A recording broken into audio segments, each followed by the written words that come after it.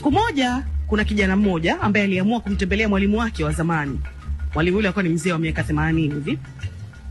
Kwa furaha na heshima akamwambia, "Mwalimu, unanikumbuka?"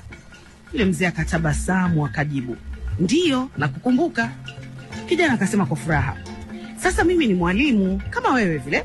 Ulinihamasisha sana kupenda kazi hii." Kisha akavuta pumzi ndefu na kuuliza, "Mwalimu, unakumbuka tukio la saa ya dhahabu kuibiwa darasani?" Mzee akasema, "Ndiyo, nakumbuka vizuri tu."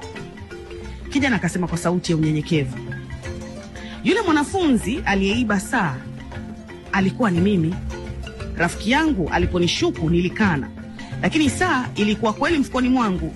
Ulipoingia darasani mwalimu na kuuliza, hakuna aliyekiri, ukaamuru wote tupange mstari, tufumbe macho na ukaanza kutukagua mmoja mmoja.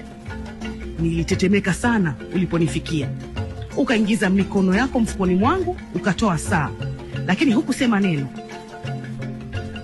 Ulisema tu, saa imepatikana, tushukuru, kisha ukaondoka. Mwalimu, kwa nini hukunitaja? Kwa nini hukuniweka hadharani?" Yule mzee mwalimu akatabasamu na kusema kwa upole, "Mwanangu, hata mimi sikujua kama ni wewe." Kijana akashangaa, "Inakuwaje mwalimu, wakati wewe mwenyewe uliitoa mfukoni mwangu ile saa?"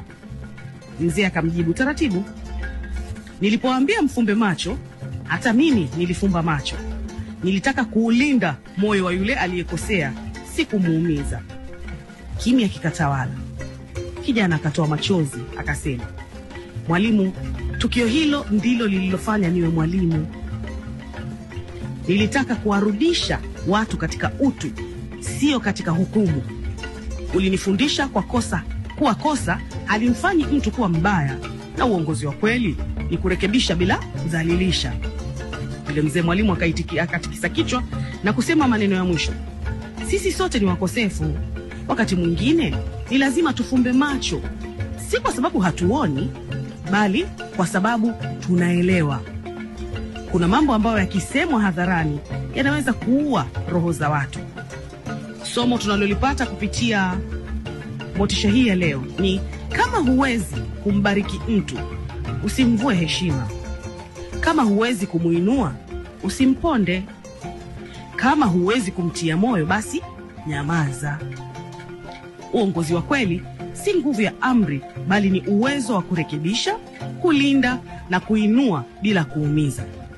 Mwalimu Ibrahim Jumanne anatukumbusha, utu ni somo lisiloisha.